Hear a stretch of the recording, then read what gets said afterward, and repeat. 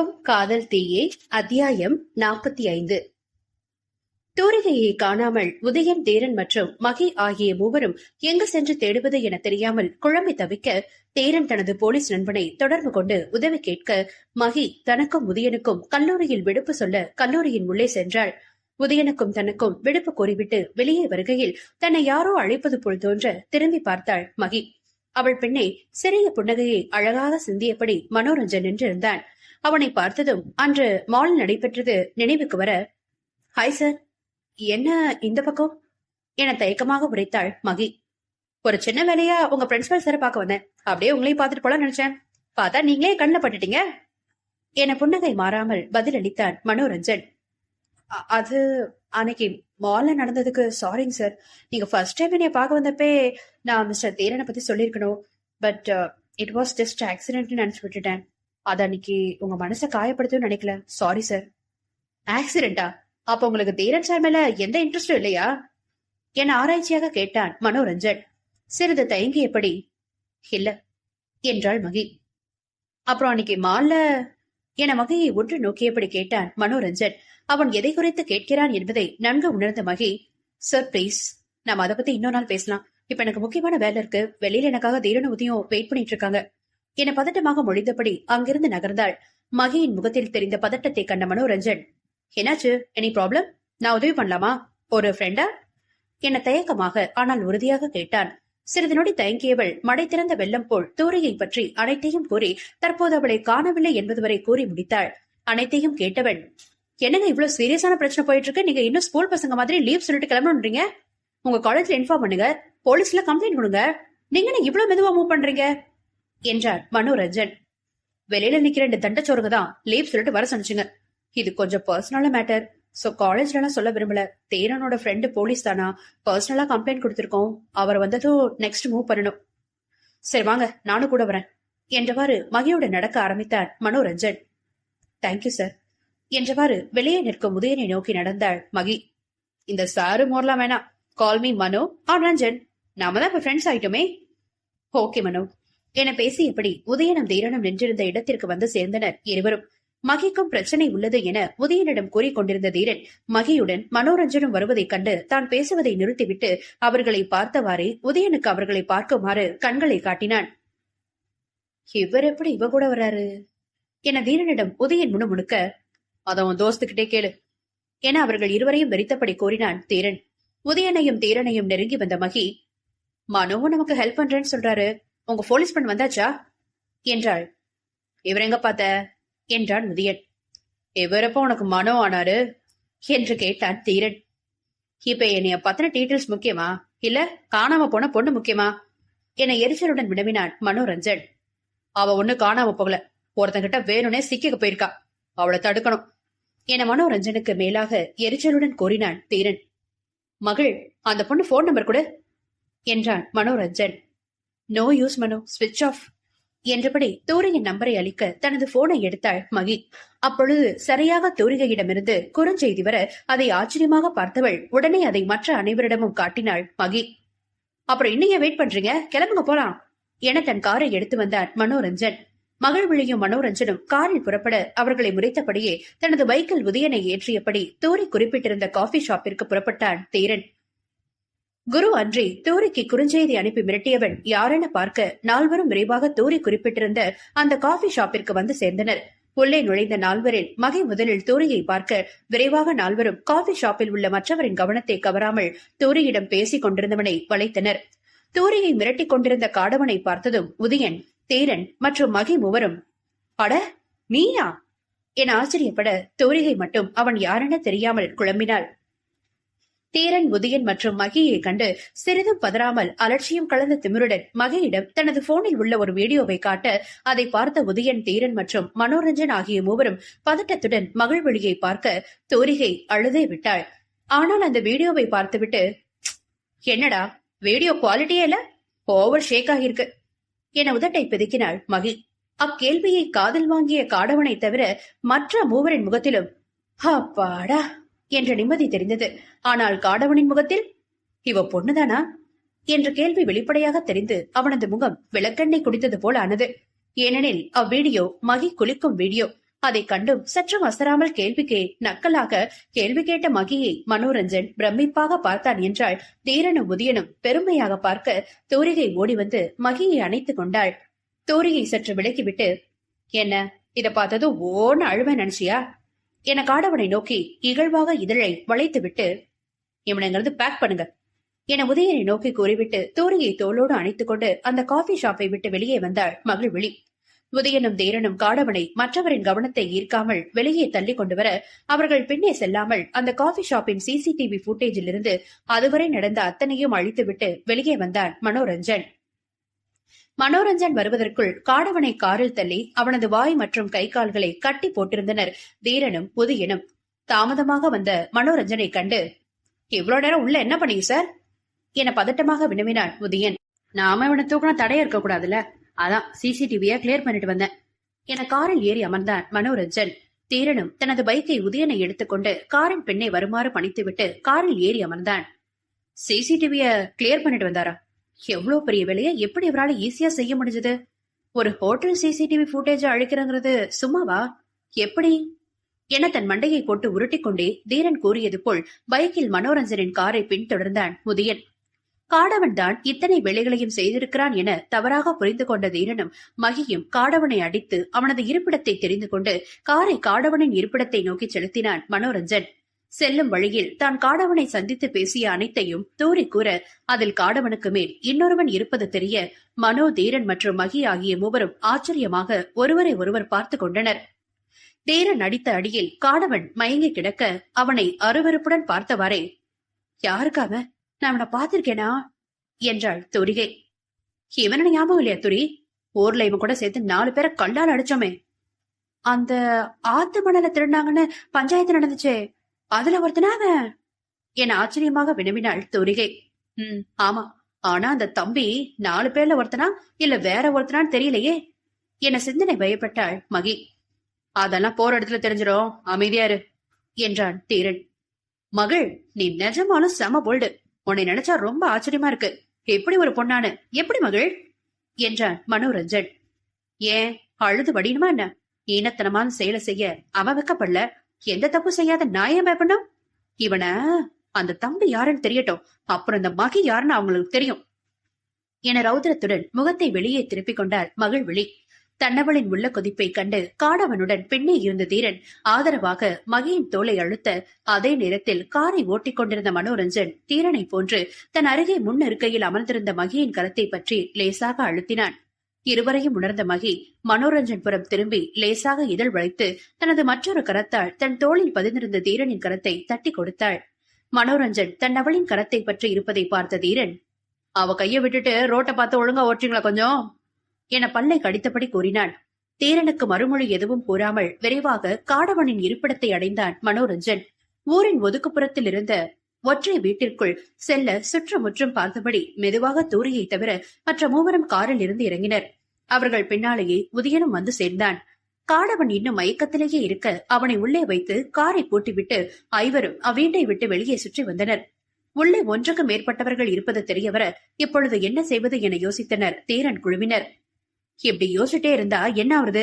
மகளும் ஸ்தோரிகையும் வெளியே நிக்கட்டும், நாம 3 பேரும் உள்ள போகலாம் என்றான் மனோரஞ்சன். இல்ல, நானும் உள்ள வருவேன் என்று கூறினாள் மகி. அக்கா, உள்ள வந்தா நானும் வருவேன். மகள் சொல்றத கேளு என்றான் மனோரஞ்சன். நீ எப்படி என் மகிய வர வேண்டான்னு சொல்லுவ? அவ வருவா, நீ வா மகி என்று எகிரினான் தீரன். நீ சொன்னா நான் கேட்கணுமா? நான் வரல, மனோ சொன்ன மாதிரி நான் வெளியவே இருக்கேன். அப்போ நானும் வெளியே நிக்கிறேன் என்றாள் தூரிகை. இவோ ஒருத்தி நேரங்கால தெரியாம ஜால்ரா போட்டுக்கிட்டு என்ன தூரியை முறைத்து விட்டு, இங்க என்ன போட்டா போட்டியா நடக்குது? இப்ப நம்ம உள்ள போகல, அவனுங்களே கொஞ்ச நேரத்துல வெளியே வந்துருவானுங்க என மற்ற மூவரையும் பார்த்து திட்டினான் முதியன். சரி, நீ உள்ளவா மகள், உன்னை நான் பாத்துக்கிறேன் என மகியின் கரத்தை பற்றினான் மனோரஞ்சன். அவ கைய விட்றா முதல்ல என மனோரஞ்சனுக்கு முன்னே வந்து நின்றான் தீரன். என் ஃப்ரெண்டு கைய நான் பிடிப்பேன், உனக்கு என்ன? மல்லக்க நின்ற இருவரையும் பார்த்த உதி, ஷோ, இந்த சக்காலத்தருங்க சண்டை தாங்க முடியலையே என தலையில் கை வைத்தான். எனது சக்காலத்தருங்களா அப்படின்னா என்ன என தன் அரிய பெரிய சந்தேகத்தை இக்கட்டான அந்நிலையில் வினவினாள் தூரிகை. பொண்ணுங்கன்னா சக்காலத்தை, பசங்கன்னா சக்காலத்தை, தட்ஸ் ஆல் என தன் விளக்க உரையை தூரிகைக்கு கூறினான் முதியன். இருவர் பேசுவதையும் கேட்ட மகி உதயனுக்கு ஓங்கி ஒரு உதை விட்டாள். மகியிடம் உதை வாங்கிய உதயன், ராட்சசி என்ன ஏண்டி உதச்ச என வழியில் கத்தினான். இங்க எதுக்கு வந்திருக்கோங்கிற நினைப்பே இல்லாம ஆளுக்கு சண்டை போட்டுட்டீங்க. யாரும் வர வேண்டாம், நானே உள்ள போறேன், போங்கடா வாழைப்பழங்களா என மனோரஞ்சனிடமிருந்து தன் கையை உருவியபடி முன்னோக்கி நடந்தாள் மகி. எத வாழைப்பழமா, நாங்களா என பல்லை கடித்தபடி மகியின் பின்னே சென்றான் தீரன். அவன் பின்னே மனோரஞ்சன் செல்ல தோரிகையின் கரத்தை பற்றியபடி அவர்களின் பின்னே சென்றான் உதயன். கதவு உள்புறம் போட்டு இருப்பதைக் கண்டு மகி யோசனையுடன் தேங்கி நிற்க அவளை விலக்கிவிட்டு தன் பேண்ட் பாக்கெட்டிலிருந்து ஒரு சாவியை எடுத்து சர்வ சாதாரணமாக கதவை திறந்தான் மனோரஞ்சன். அதை மற்ற நால்வரும் வியப்பாக பார்க்க தீரன் மட்டும் சந்தேகத்துடன் பார்த்தான். எவ்வித சலனமும் இல்லாமல் கதவை திறந்த மனோரஞ்சன் மகியின் கரம் பற்றி, வா மகிழ் உள்ள போலாம் என தன் சொந்த வீட்டிற்குள் நுழைவது போல் மகியுடன் நுழைந்தான். அதை தன் கூரிய கண்களால் பார்த்த தீரன் சட்டென மகியின் மற்றொரு கரத்தை பற்றி அவளை நிறுத்தினான். மனோரஞ்சன் தீரனை கேள்வியாக பார்க்க, நீ யாருன்னு இப்பதாண்டா எனக்கு தெரியுது, துரோகி என விழிகளின் உஷ்ணத்துடன் மனோரஞ்சனை பார்த்து கூறினான் தீரன். அத்தியாயம் 46.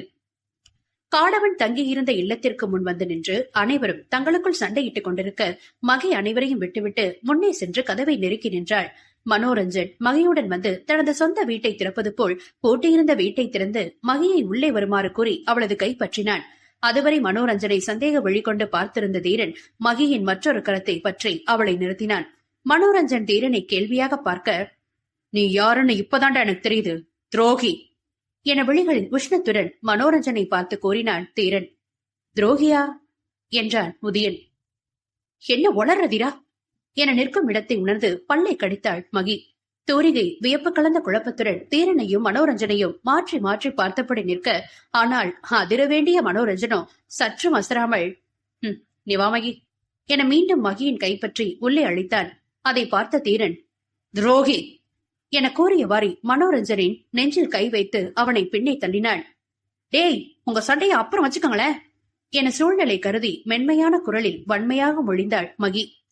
அன்னைக்கு என்கிட்ட என்னடா சொன்ன, இன்னைக்கு பண்றது என்னடா என மனோரஞ்சனை பார்த்து தீரன் சீர, அதற்கு மனோரஞ்சன் சிரித்தபடி தலையை ஸ்டைலாக கோதிக்கொண்டான். அதை பார்த்த மற்ற மூவரும் ஒன்றும் புரியாமல் என்ன செய்வது என குழம்பி நின்றனர். அண்ணே, இந்த இடத்துல என்ன நடக்குதுன்னு சொல்றீங்களா என மெதுவாக தீரனிடம் உதயன் கேட்க, டேய் தம்பி, இவன் சரியான ஃப்ராடுடா, நம்மெல்லாம் ஏமாத்திட்டு இருக்கான் என கோபத்துடன் மனோரஞ்சனின் சட்டை காலரை இறுக பற்றினான் தீரன். அதை கண்டு இன்னும் குழம்பிய உதயன், அடிய மகி, நீயாச்சும் இங்க என்ன நடக்குதுன்னு சொல்றியா என கேட்டபடி மகி நின்றிருந்த இடத்தை உதயன் பார்க்க அங்கு மகி நின்றிருந்த இடம் காலியாக இருந்தது. யோ பெரிய இருமைங்களா, மகியை காணோம், அவ உள்ள போயிட்டாப்ல உங்கள என இருவரையும் திட்டிக்கொண்டே தூரிகையை இழுத்துக்கொண்டு வீட்டிற்குள் நுழைந்தான் உதயன். அவர்கள் இருவரையும் பின்தொடர்ந்து தீரன் மனோரஞ்சனை முறைத்தபடி உள்ளே நுழைய, மாறாக தீரனை பார்த்து சிரித்தபடி அவனின் தோள் பற்றி உள்ளே நுழைந்தான் மனோரஞ்சன். இவர்களுக்கு முன்னே மகி பதுங்கி பதுங்கி ஒவ்வொரு அறையாக எட்டி பார்த்தபடி பேச்சுக்குரல் கேட்கும் இடத்தை நோக்கி நகர்ந்து கொண்டிருந்தாள். ஒரு வழியாக பேச்சுக்குரல் கேட்ட இடத்தை வந்தடைந்த மகி சுவர் ஓரம் ஒளிந்தபடி மெதுவாக உள்ளே எட்டி பார்க்க அங்கு மணல் திருட்டில் சம்பந்தப்பட்ட மற்ற மூவரும் அவர்களுடன் அன்று தன்னையும் தீரனையும் கொல்ல வந்த இருவரும் இருப்பதைக் கண்டு வியப்புற்று நின்றாள்.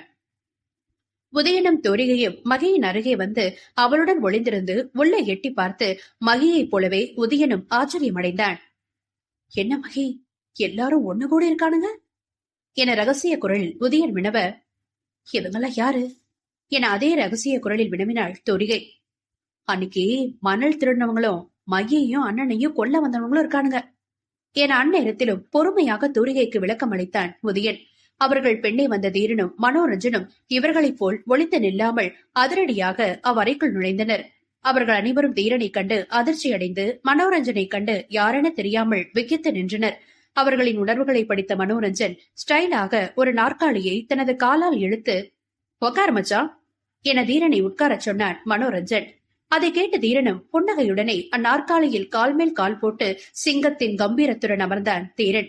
தீரன் உட்கார்ந்த தோரணையிலேயே அந்த ஐவரின் மனதிலும் லேசாக கிளி பிறக்க, இருந்தாலும் தைரியத்தை வரவழைத்துக் கொண்டு ஒருவன் தான் குடித்துக் கொண்டிருந்த பியர் பாட்டிலை கண்ணிமைக்கும் நேரத்தில் உடைத்து தீரனை குத்த வந்தான். உள்ளே நடப்பதை வெளியில் தாங்கள் ஒளிந்திருந்த இடத்திலிருந்து பார்த்துக் கொண்டிருந்த மூவரில் தூரிகை மயங்கி உதயனின் தோள் மீது சாய தீரன் மற்றும் மனோரஞ்சனின் இணக்கத்தைக் கண்டு வெள்ளி விரித்து இருந்த மகி தீரனை காக்க அறையின் உள்ளே நுழைந்தாள்.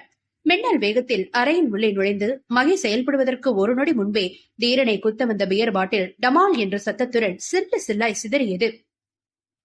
உள்ளே நுழைந்த வேகத்தில் அடுத்த நொடியே வலிமையான கரத்தினுள் தனது இடுப்பு சிக்கி சுழன்று பத்திரமாக மேடையில் அமர்ந்திருப்பதை சில நொடி தாமதமாகத்தான் உணர்ந்தாள் மகி.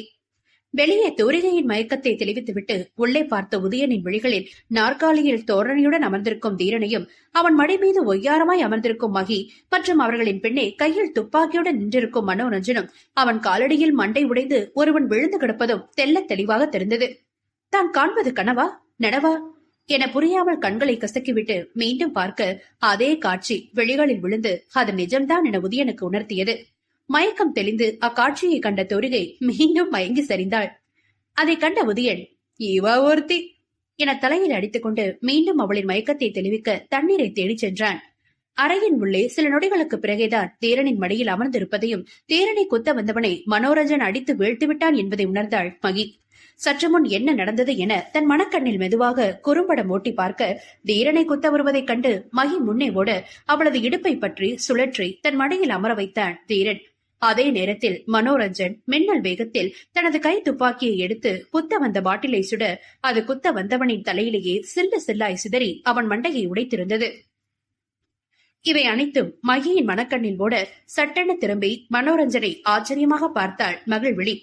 மகி வியப்புடன் மனோரஞ்சனை பார்ப்பதை கண்ட தீரன் அவன் ஸ்டேட் லெவல் சாம்பியன் துப்பாக்கி சுடுறதுல என மகியின் காதோறும் மீசை முடி உரச கோரினான். அவ்வுரசலில் சுயநினைவு வந்த மகி சட்டென எழுந்து இது எப்படி உனக்கு தெரியும்? அப்போ அப்போ உனக்கு மனோவை ஏற்கனவே தெரியுமா? அப்புறம் வெளியில துரோகி அப்படி இப்படின்னு சொன்ன என குழப்பமாக இருவரையும் பார்த்தவாறு கேட்டாள். தீரன் பதில் சொல்ல வருவதற்குள் அடுத்தவன் தீரனை தாக்க வர அவன் முயற்சி அடுத்த நொடியே மனோரஞ்சனால் தகர்க்கப்பட்டது. மனோரஞ்சனால் தாக்கப்பட்ட இருவரும் எழுந்திருக்க முடியாமல் தரையில் வீழ்ந்து கிடப்பதை பார்த்த மற்ற மூவரும் வெளிகளில் உயிர் பயம் தெரிய மனோரஞ்சனை யமனை பார்ப்பது போல் பார்த்தனர். ஏற்கனவே உங்க கூட்டாளியான காடவன் எங்க கிட்ட மாட்டிக்கிட்டான். இப்ப இவனுங்க 2 பேரும் உங்களுக்கு உதவ மாட்டானுங்க. சோ என கீழே விழுந்து கிடந்த இருவரையும் காலால் உதைத்தபடி தன் துப்பாக்கியை செயலாக சுத்தியபடி மீதமுள்ள மூவரை நோக்கி முன்னேறினான் மனோரஞ்சன். தங்களை நோக்கி வந்த மனோரஞ்சனை திடீரென அம்மூவரில் ஒருவன் தாக்க அந்த எதிர்பாரா தாக்குதலில் மனோரஞ்சனின் உதடு கிழிந்து ரத்தம் கசிய அத்தாக்குதலில் இருந்து புன்னகையுடன் மீண்டபடி உன் கடைசி ஆசை என்னன்னு இந்த செகண்டே சொல்லிரு என துப்பாக்கியை பாக்கெட்டில் வைத்துவிட்டு சட்டை காலரை மடித்து விட்டபடி கேட்டான் மனோரஞ்சன். ஏன் அடுத்த செகண்ட் நீ செத்துருவியா என மனோரஞ்சனை அடித்த திமிரிலும் அவன் துப்பாக்கியை உள்ளே வைத்த தைரியத்திலும் அடித்தவன் கேட்க அடுத்த நொடி கேட்டவனின் நெஞ்சில் எட்டி உதைத்திருந்தது 2 கால்கள். உதைப்பட்ட வேகத்தில் தாறுமாறாய் சென்று அவன் விழுந்த அடுத்த நொடியே அவன் வாயை அடித்து உடைத்திருந்தான் தீரன். அதுவரை தீரனை அவ்வளவு ஆக்ரோஷமாக பார்த்திராத மகி அரண்டு விழிக்க தீரனோ வெறிகொண்ட வேங்கையாய் மற்ற இருவரையும் அடித்து துவைத்தெடுத்தான். தீரனுடன் மனோரஞ்சனும் இணைய பல நாட்களாக பசித்திருந்த சிங்கம் 2 தன்னிடம் சிக்கிய இரையை கடித்து குதறுவது போல் அங்கிருந்த ஐவரையும் வெளுத்தெடுத்தனர். கரும்பு மிஷினில் மாட்டிய கரும்பாய் தீரனிடமும் மனோரஞ்சனிடமும் மாட்டிக்கொண்டு ரத்தத்தை சிந்தியபடி சக்கையாய் விழுந்தனர் அந்த ஐவரும். அக்காட்சியை விழிகளில் மிரட்சியுடன் மகி பார்த்தவாறு இருக்க மயக்கம் தெளிந்து நடந்து வந்த தோரிகையோ மீண்டும் மயங்கி சரிந்தாள் அக்காட்சியை கண்டு. ஒரு வழியாக நிதானத்திற்கு வந்த மனோரஞ்சன் டே மச்சான் போதுண்டா, இதுக்கு மேல அடிச்சா இவனுங்க செத்துருவானுங்க போதும் என தொடர்ந்து அடித்துக் கொண்டிருந்த தீரனை பிடித்து நிறுத்த அப்பொழுதும் அடங்காமல் அவனிடம் இருந்து திமிரியபடி ஒருவனை மிதித்தபடி இருந்தான் தீரன். மச்சா மச்சா போதும் நிறுத்து என தீரனை கட்டுப்படுத்த முடியாமல் மனோரஞ்சன் திணறியபடி மகள் என்ன பார்த்துட்டு இருக்க, இவனை கண்ட்ரோல் பண்ணு என மகியை பார்த்து கூற ஆ என்றபடி அப்பொழுதுதான் கனவில் இருந்து விழித்தது போல் இருந்தாள் மகி. மெதுவாக தீரனின் அருகே வந்து தீரா என அவனின் கை பற்றினாள் மகி. அதுவரை மனோரஞ்சனின் குரலுக்கு செவிசாய்க்காத தீரன் மகியின் மென்மையான குரலுக்கு நிதானத்திற்கு வந்து என்ன என கடுமையாக வினவினான். போதும் நிறுத்திக்கோ தீரனின் கை பற்றியபடியே கூறினாள் மகி. நிறுத்த சொல்றியா? இவனுங்க உன்னைய கொல்ல வந்திருக்கானுங்கடி, உன்னைய கேவலப்படுத்த நினைச்சிருக்கானுங்க, இவனுங்களை சும்மா விட சொல்றியாடி என ஆக்ரோஷமாக கத்தினான் தீரன். இதுக்கு மேல அடிச்சா செத்துருவானுங்க என தீரனுக்கு இணையாக கத்தினாள் மகி. சாகட்டுங்கிற செத்து ஒழியட்டும், இவனுங்களா பூமிக்கு பாரமா ஏன் இருக்கணும் என்றபடி ஒருவனின் வாயில் ஓங்கி ஒரு உதை விட்டான் தீரன். அந்த தம்பி யாருன்னு தெரியணுமா இல்லையா? அதுக்காவது இவனுங்க அடிக்கிறது நிறுத்து. அதை கேட்ட தீரன் மகுடிக்கு கட்டப்பட்ட நாகமாய் சீற்றத்துடன் மூச்சு விட்டபடி அடிப்பதை நிறுத்திவிட்டு நாற்காலியில் வந்து அமர்ந்தான். ஐவரையும் இழுத்து வந்து ஒரு இடத்தில் போட்டு அனைவரின் கை கால்களையும் கட்டினான் மனோரஞ்சன். அப்பொழுது தூரிகையின் மயக்கத்தை தெளிவித்துவிட்டு உள்ளே மெதுவாக உள்ளே நுழைந்தனர் உதயனும் தூரிகையும். முதல்ல தண்ணிய குடிடா என தீரனுக்கு மனோரஞ்சன் தண்ணீர் போத்தலை நீட்ட அமைதியாக அதை வாங்கி அருந்தினான். அதை பார்த்த உதயன், எனக்கு ஒரு உண்மை தெரிஞ்சாகணும் சாமி என்றான். இவ்வளவு நேரம் நீ எங்கடா போன என்று கேட்டாள் மகி. உன் அருமை தங்கச்சி மயங்கி மயங்கி சரிஞ்சா, அதான் லேட்டு. இல்லனா நானும் வந்து இவனுங்களை 2 போட்டிருப்பேன். தூரி, இப்ப நீ ஓகேயா என்ன தூரியை தன் பக்கத்தில் நிறுத்தி கொண்டாள் மகி. உங்க நல்ல விசாரிப்ப அப்புறம் வச்சுக்கோங்க, எனக்கு இப்ப ஒரு உண்மை தெரிஞ்சாகணும். என்னடா? பார்த்தாலே முட்டிக்கிட்டு நானுங்க, துரோகி நானுங்க, சட்டைய பிடிச்சு சண்டையெல்லாம் போட்டாங்க, இப்ப மச்சாங்கிறாங்க. இவங்களை அடிச்சா அவங்க உதைக்கிறாங்க, அவங்கள ஏதாவது சொன்னா இவங்க துப்பாக்கியை தூக்குறாங்க. என்ன இல்ல என்னங்கிற என்று நக்கல் அடித்தான் உதயன். என்னன்னா என்றான் மனோரஞ்சன். உங்க 2 பேருக்குள்ள அப்படி என்ன லவ் வாங்கின்னு கேக்குற. மகிக்கும் தூரிகைக்கும் அதே கேள்வி இருக்க இருவரும் கேள்வியாக தீரனையும் மனோரஞ்சனையும் பார்த்தனர். இப்ப என்ன உங்களுக்கு தெரியணும்? இதுக்கு மேல எதுக்கு தீரா மறைக்கணும், சொல்லிரு. மகி, உதயன் மற்றும் தூரிகை மூவரும் ஆவலுடன் தீரனின் முகத்தை பார்க்க, மனோ என்னோட பெஸ்ட் ஃப்ரெண்ட் என தலையை கோதியபடி கூறினான் தீரன். ஃப்ரெண்டா? அப்ப மகிய பொண்ணு கேட்டு வந்தது? அது நாங்க போட்ட டிராமா. டிராமாவா? இவர் யாரு துப்பாக்கியில வச்சிருக்காரு? Manoranjan, deputy superintendent of police. டிஎஸ்பியா என்று ஆச்சரியப்பட்டாள் Magi. Close friend, police, drama, என்னடா நடக்குதுங்க? மகி, எனக்கு மயக்கமா வருது என தலை சுற்றி தூரிகையின் மேல் விழுந்தான் உதயன்.